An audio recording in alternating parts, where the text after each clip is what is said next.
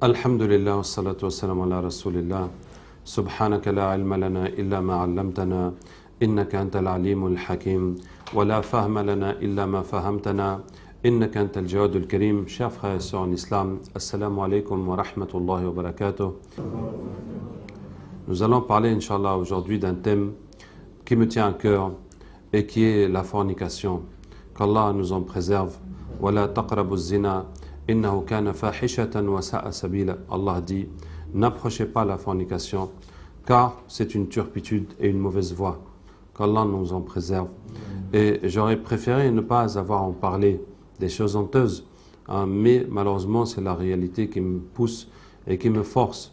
Et la réalité que j'ai eu à discuter avec plusieurs personnes qui me parlaient de ça d'une façon complètement banalisée.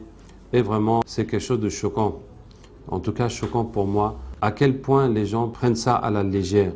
Bon, je vais dire l'exemple d'un frère à qui j'avais en consultation. Et je lui demande s'il est marié. Alors, il hésite, il tergiverse. Il ne sait pas quoi me dire. Je dis, mais tu es marié ou tu n'es pas marié? Il dit, non, il vit avec une femme, ils ont des enfants. Il a 2 enfants qui vont à l'école. Mais il n'est pas marié. Je dis, mais comment ça se fait? Il dit, ben, il n'a pas l'argent. Je dis, l'argent? Mais tu payes ton loyer, tu payes ton électricité, tu payes l'école des enfants. Il y a quel argent encore?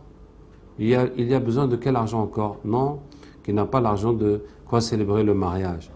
Et je lui dis, bien, eh ben, tu n'as qu'à venir avec ta femme et la famille. Nous, on va célébrer le mariage pour toi sans aucun argent, sans dépenser 1 franc. Quand même, on a cotisé un peu pour acheter quelque chose à manger et puis un gâteau pour que ça fasse quand même une fête. Mais ce qui est inconcevable, c'est qu'au vu et au su de tout le monde, de toute la famille, de tous les frères et sœurs, de tous les parents, et voilà, ils sont comme ça à vivre dans le péché. Et puis la vie continue et les enfants grandissent. Et puis ça ne semble pas déranger qui que ce soit. Qu'Allah ait pitié de nous. J'ai eu plusieurs fois des cas comme ça. Je vois encore une dame qui vient, qui dit, voilà, je n'arrive pas à me marier, je n'arrive pas à avoir des enfants. Je lui dis, mais puisque tu n'es pas marié, tu essaies quand même d'avoir des enfants? Elle me dit, oui, je veux au moins gagner un enfant, mais j'ai tout fait, je n'arrive pas à avoir un enfant. La hawla wa la quwwata illa billah. Que ce que cette femme a pu faire dans le désespoir de gagner un enfant, même si elle n'a pas de mari. Vous voyez? Mais parler de ça d'une façon vraiment. Alors, il y a eu d'autres cas. Je vois encore une jeune fille, qui me dit, on est en consultation, elle me dit que oui, ses parents sont pauvres, donc ils peuvent payer juste les besoins de la vie, la nourriture, tout ça. Mais pour toutes les autres choses qu'elle veut, des sorties, des sacs à main, elle est obligée d'aller avec des garçons. Et la fille, elle parle de ça comme si que, voilà, c'est comme ça, pour obtenir mes petits désirs, mes besoins, mes plaisirs, à droite, à gauche, et ben, je dois me donner mon corps à divers hommes qui peuvent en échange me donner cela. Ce n'est pas vraiment de la prostitution, mais il y a quand même un échange qui est très clair dedans. Donc, ce sont toutes ces situations qui m'amènent à la nécessité de parler de ce sujet. Et la première chose que je veux dire à ce sujet, c'est que je voudrais que tout le monde comprenne et sache pourquoi Allah a interdit la fornication. Quelle est la raison fondamentale?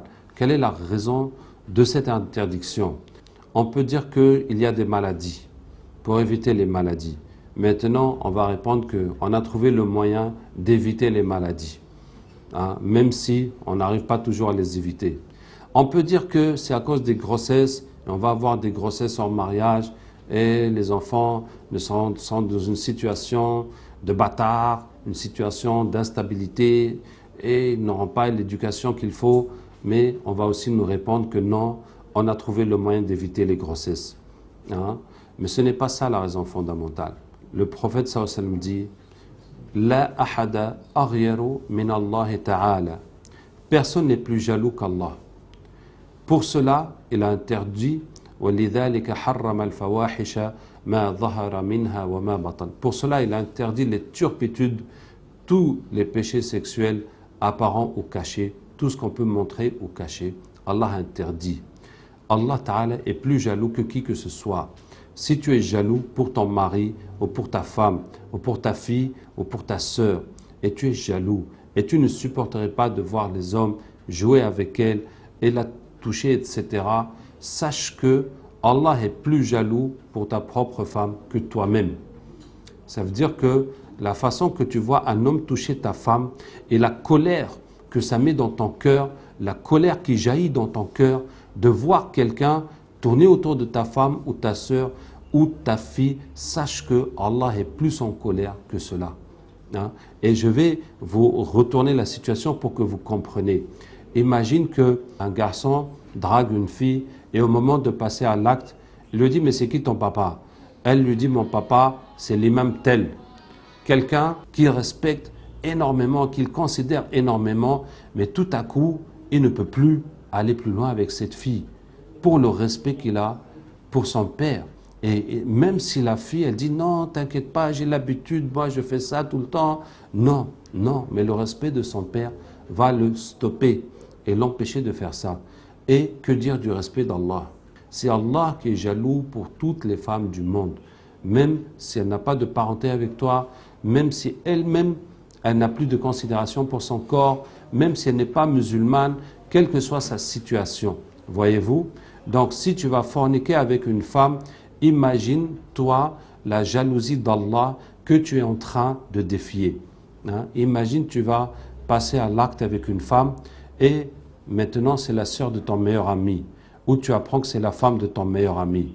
Comment tu vas être vis-à-vis de ton ami hein, alors que tu vas faire ça?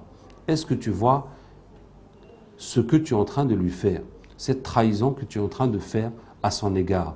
Et maintenant sache que c'est pire avec Allah, que c'est pire avec Allah. Tu es en train de trahir un dépôt qu'Allah a mis sur terre, une femme qu'Allah a créée.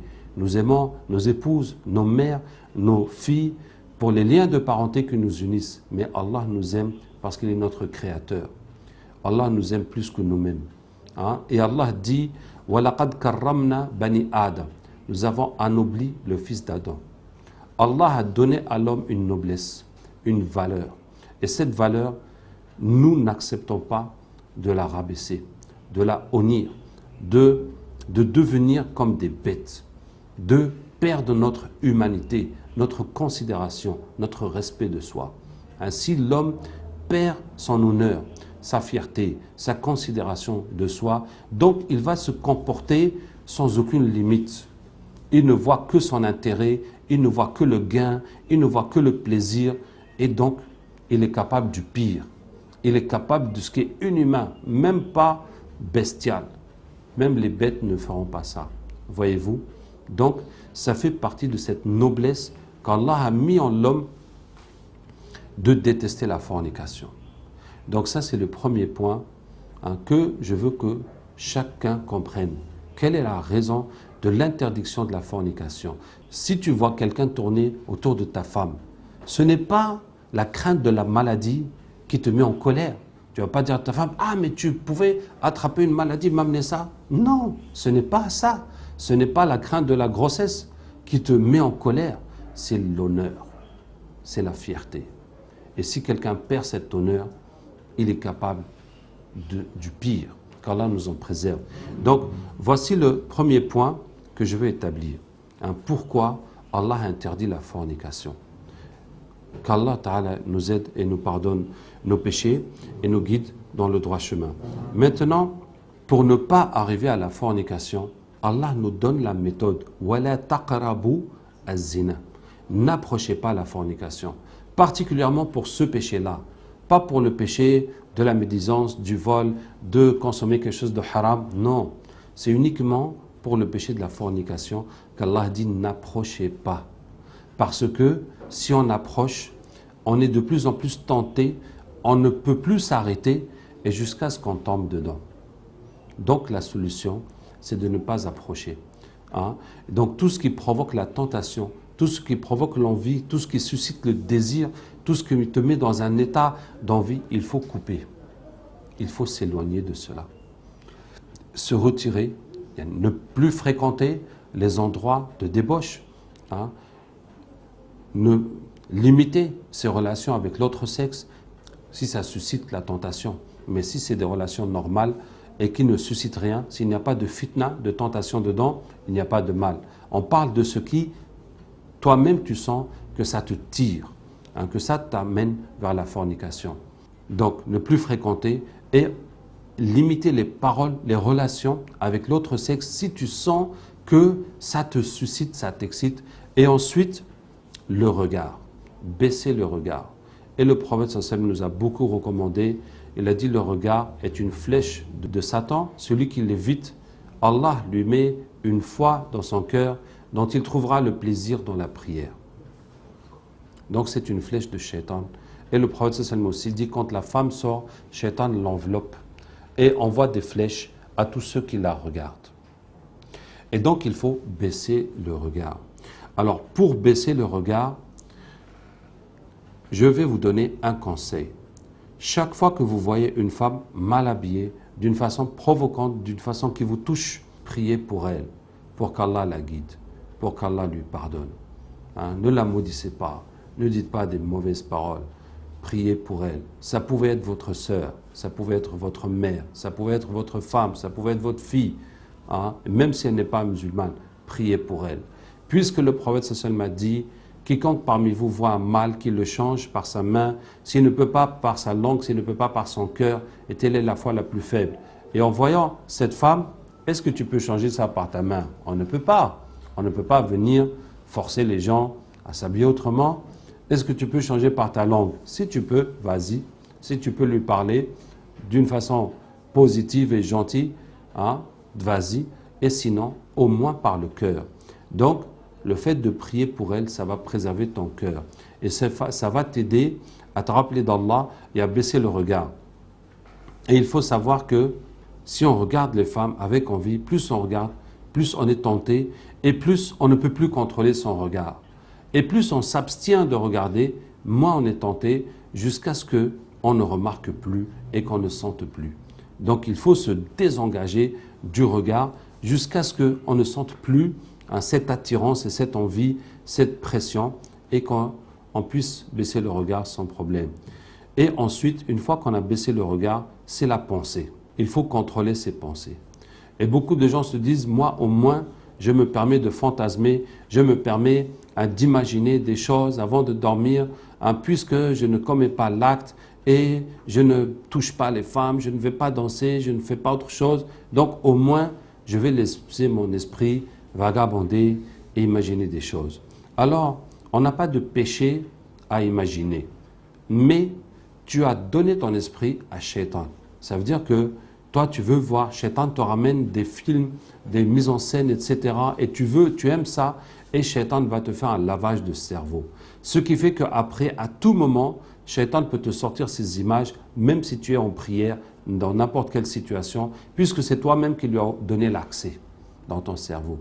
Donc le fait d'imaginer aussi, ça va perpétuer la tentation qui est en toi et tu vas avoir ce besoin, ça va accaparer ton cerveau d'une façon permanente. Hein? Et il suffit aussi de savoir que tu aimes ce qu'Allah déteste. Et ça, il faut apprendre à aimer ce qu'Allah aime et détester ce qu'Allah déteste. Pas seulement éviter, laisser ce qu'Allah déteste, mais toi-même le détester. Par exemple, si on ne boit pas l'alcool, parce qu'on n'aime pas. Et toi-même, tu n'aimes pas l'alcool. C'est ça qui est bon. Tu ne bois pas, mais tu n'aimes pas. Même si on te voit, même si c'était gratuit, même si c'était halal, ça ne t'intéresse pas. Voilà. Donc, toi-même, tu détestes ce qu'Allah déteste. Et la fornication, ça doit être ainsi. Ça me rappelle au passage un couple que j'ai eu à Paris. Donc c'était un arabe avec une française qui vivaient ensemble dans le zina. Et l'arabe lui faisait la da'wa, lui parlait de l'islam et lui expliquait que le zina c'est haram. Et il lui a si bien expliqué pourquoi le zina est haram alors qu'ils vivent dans le zina, que la femme a dit que non, maintenant il ne faut plus qu'on fasse ça jusqu'à ce qu'on soit marié. Donc elle était convaincue avant lui, alors que c'est lui qui l'a prêché.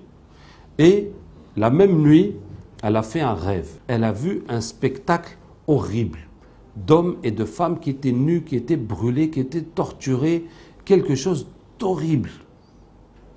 Et le lendemain, ils sont venus me voir pour se convertir et aussi pour se marier. Et je lui dis que ce qu'elle a vu, c'est ce que le prophète sallallahu alayhi wa sallam a vu dans son rêve. Parce que le prophète sallallahu alayhi wa sallam a fait un long rêve, et dans le rêve, il a vu des hommes et des femmes nus dans un four, et le feu venait les prendre par en bas, ils essayaient de s'enfuir en haut du four, et puis le feu se retirait, etc. Et c'était les fornicateurs et les fornicatrices. Donc, je lui dis, puisque tu as cru en la parole d'Allah, combien la fornication est mauvaise, Allah t'a montré pour que tu sois vraiment convaincu et que tu saches. Allah t'a montré quelle est la réalité de la fornication, qu'est-ce que ça va donner. Maintenant, je vais parler de l'alternative qui est le mariage. Et la solution de la fornication est de faciliter le mariage. Au temps du prophète sallallahu alayhi wa sallam, tout le monde était marié. Quand les enfants atteignent la puberté, les parents les marient. Quand quelqu'un divorce, ou il est veuf, homme ou femme, dès que la période est passée pour les femmes, en tout cas tout de suite après, ils se remarient. De façon à ce que personne ne restait célibataire. Or, aujourd'hui, nous sommes dans une société où le mariage est très difficile et où la fornication est très facile. Pas de conditions, pas d'attente, pas etc. Alors que le mariage est très compliqué. Il faut déjà trouver la bonne personne sérieuse, et ensuite il faut voir les familles, et ensuite il faut avoir les moyens, et il faut que tout colle, et ça peut mettre des années avant qu'on aboutisse au mariage. Hein? Et ce que je veux dire, c'est que si on ne peut pas empêcher les gens de forniquer, nous avons le devoir de faciliter le mariage. J'invite tout le monde à méditer cette parole d'Allah, wa ankihu al-ayama minkum. Allah dit, mariez les célibataires parmi vous. Allah donne l'ordre à ceux qui sont mariés de marier ceux qui sont célibataires. Donc ceux qui sont célibataires et qui ne se sont jamais mariés, c'est nous autres qui sommes mariés de les aider. En leur trouvant des conjoints, et si c'est ton fils, ou si c'est ton neveu, ou si c'est ton petit frère, tu vas l'aider. Chacun n'a qu'à aider pour faciliter le mariage. Puisque s'il voulait faire le haram, s'il voulait faire le zina, il ne serait pas venu demander notre aide. Il ne serait pas venu demander notre avis ou notre bénédiction. Donc, puisque c'est le halal qu'ils veulent, nous n'avons qu'à les aider. Et au lieu que quelqu'un vienne demander la main de ta fille, de ta nièce, tu lui dis, bon, il faut envoyer un boubou pour moi, il faut envoyer ceci, il faut envoyer cela. Tu n'as qu'à toi-même sortir 20 000 de ta poche et lui donner. Et lui dire, tiens mon garçon, je préfère que ma fille soit avec quelqu'un de sérieux et qui veut halal et qui ne veut pas faire des bêtises derrière mon dos, et on va te soutenir. Voyez-vous, il faut que le garçon soit responsabilisé, mais les dépenses excessives, ça n'amène que les problèmes. Et comme le prophète sallallahu alayhi wa sallam dit, s'il vient demander la main de votre fille, celui dont vous acceptez la religion et le comportement, mariez-le. Autrement, ce sera une tentation sur terre et beaucoup de mal. Donc nous en sommes à la tentation à cause de ce mal. Parce que nous n'avons pas respecté cet ordre du prophète sallallahu alayhi wa sallam, et nous compliquons la situation, nous avons des exigences diverses. Donc, ce que je veux dire, c'est que l'islam a enlevé les obstacles au mariage. Le critère que l'islam dit au père de considérer pour marier ce garçon, c'est la religion, le comportement. Est-ce que c'est un musulman? Est-ce qu'il est sérieux? Je vais dire par exemple, des fois, un garçon, une fille ont forniqué jusqu'à ce que la fille est tombée enceinte. Et on dit maintenant, non, on ne veut pas donner la fille à ce garçon, ou bien les parents du garçon n'acceptent pas la fille parce qu'elle a forniqué. Mais lui aussi a forniqué. puisqu'ils ont forniqué tous les deux. C'est tout. Est-ce que la fille maintenant a besoin de quelqu'un de propre ou le garçon a besoin d'une fille propre? Ils sont pareils tous les deux. Donc, quand on dit quelqu'un qui a la religion, mais la religion doit être aussi en accord avec celle de la fille. Ils doivent être, ça veut dire similaires. Et du moment que c'est un musulman et quelqu'un aussi de sérieux qui peut travailler, qui peut assumer ses devoirs de mari puis de père, Inch'Allah, c'est ce qu'on demande. Aussi le prophète sallallahu alayhi wa sallam dit « Tazawwaju fuqara yughnikumullah » Mariez-vous pauvres, Allah vous enrichira. En tout cas, on se marie avec les moyens de bord. Et c'est ainsi que faisait le prophète sallallahu alayhi wa sallam. Il y a eu, dans un de ses mariages, le prophète sallallahu alayhi wa sallam n'avait pas de quoi faire à manger pour les gens. Et il a dit aux sahaba radhiyallahu anhum que chacun n'a qu'à amener un peu de chez lui, de nourriture, et ils vont manger tous ensemble. Voyez-vous? Voyez-vous? Le prophète sallallahu alayhi wa sallam même qui fait ça. Moi, je ne connais personne qui a fait ça. Et on imagine la honte de la famille, etc. Si on ne fait pas, il faut faire, alors qu'il n'y a pas ça en islam. Il n'y a pas à avoir honte. On vit avec les moyens qu'on a. Et la vie continue. Parmi les causes aussi de la fornication, c'est que des femmes veulent avoir des maris. Et les hommes leur disent, moi j'ai besoin d'avoir des rapports et je ne peux pas rester comme ça. Et pour ne pas perdre cette chance, pour ne pas perdre cet homme, la femme va se donner à lui, en espérant le mariage. Et je vous dis, mes sœurs, ne faites pas cela. Parce que l'homme se retrouve dans la position de facilité. Il a ce qu'il veut sans assumer aucune responsabilité. Et je me rappelle d'une sœur qui me dit que oui, chaque fois elle se met avec un homme, ils vivent ensemble et elle fait tout pour le rendre heureux, elle fait tout pour lui, et puis tout à coup, elle a appris qu'il se marie avec quelqu'un d'autre. Voyez-vous? Et puis ça recommence avec un autre, ça recommence avec un autre. Et ce que je veux vous dire, ne pensez jamais que le haram va résoudre vos problèmes. Ne pensez jamais qu'en désobéissant à Allah, vous allez résoudre les problèmes de votre vie. Et ne pensez surtout pas qu'en désobéissant à Allah, Allah va mettre la bénédiction dans votre vie. Qu'Allah va vous faciliter le bien.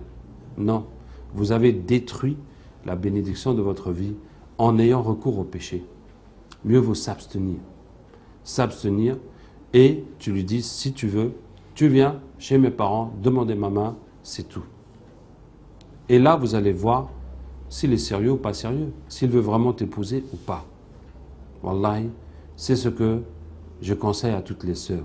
N'allez pas avec les promesses. Il faut exiger les actes. Et ce n'est pas une marchandise qu'on va goûter, ou bien qu'on va louer, ou bien qu'on va tester pour voir si ça nous convient ou pas. Non, on s'engage comme il faut. Et Allah Ta'ala nous a donné une formule pour avoir une bonne femme et pour avoir un bon mari. Puisque un des piliers du bonheur dans ce monde, c'est le mariage. Et c'est le mariage réussi.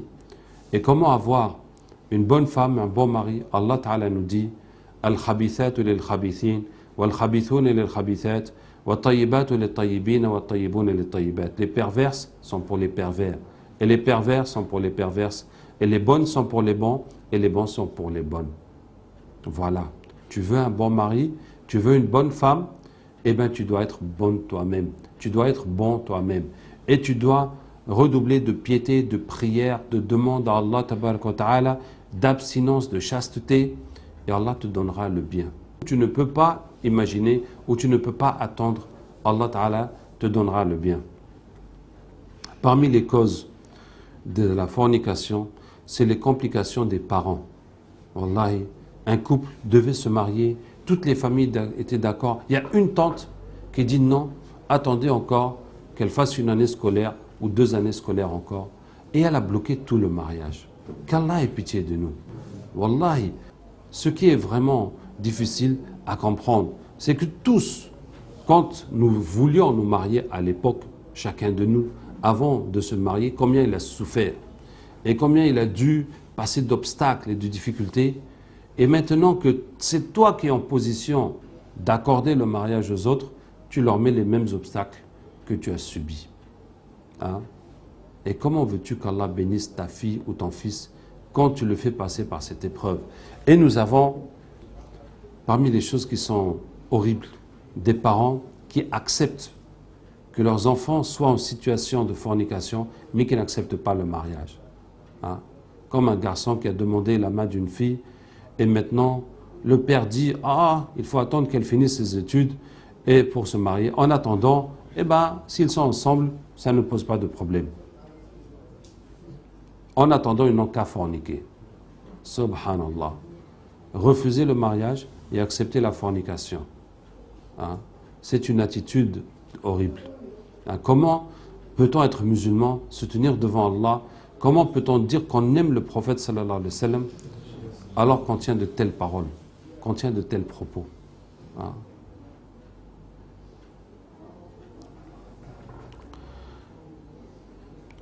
Parmi les causes qui incitent les gens à la fornication, il y a aussi la jeunesse de l'âge et l'impossibilité de se marier pour des étudiants. Nous sommes dans une société qui repousse l'âge du mariage du fait des études, du fait de la difficulté à trouver des emplois, etc. Et la solution, en tout cas, les gens vont dans le haram, les gens ne connaissent pas l'abstinence.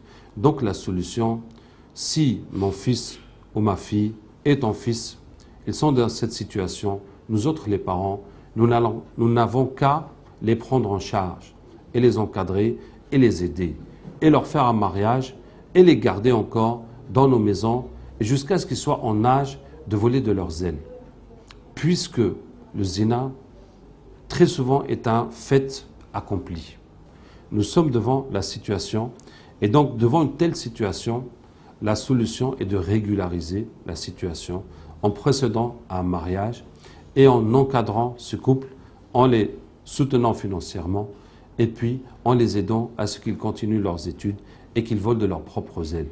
En tant que parents, nos garçons, nos filles, nous devons aussi leur donner une éducation dès la jeunesse à ce sujet. Nous devons leur donner une éducation. Nous devons leur en parler, leur expliquer qu'est-ce qui est haram, qu'est-ce qui est halal, quelles sont les limites dans la fréquentation et pourquoi il est ainsi, pour qu'ils soient convaincus et qu'ils adoptent le comportement islamique dès la jeunesse avec conviction. Et si nous faisons la politique de l'autruche et nous refusons de leur dire quoi que ce soit, c'est dans la rue qu'ils vont apprendre, qu'ils vont trouver leurs références, dans les films aussi, dans la télévision, et puis dans l'école, dans un enseignement qui enseigne uniquement comment éviter les grossesses, comment éviter les maladies, et qu'en dehors de ça, on peut faire tout ce qu'on veut.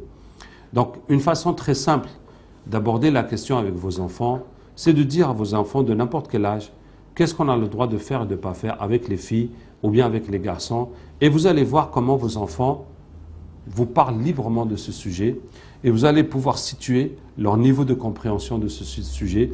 Et donc, vous pourrez leur apporter les réponses dont ils ont besoin et les orientations. Et une fois que vous aurez ouvert ce débat, cette discussion avec vos enfants, eh bien, ils sauront qu'ils pourront vous parler de leur cas et de dire oui, papa, en fait, je suis amoureux de ceci, de cela, et puis un garçon qui me cherche, et puis à ceci, et puis à cela. Et au moins, si elle vient te dire à toi ou à sa maman ce genre de situation, vous leur donnerez des meilleurs conseils que ce qu'elles peuvent trouver avec leurs copines ou bien dans la rue. Qu'Allah nous aide et nous préserve. Hein. Comme disait le prophète sallallahu à ce jeune qui voulait forniquer, Allahumma tahhir qalbahu wa ahsin farjahu. Ya Allah, purifie son cœur et préserve son sexe. Qu'Allah nous préserve et qu'Allah purifie nos cœurs et qu'Allah éloigne de nous la souillure et préserve notre société et bénisse nos mariages et marie nos célibataires. Wassalamu alaikum wa rahmatullahi wa barakatuh.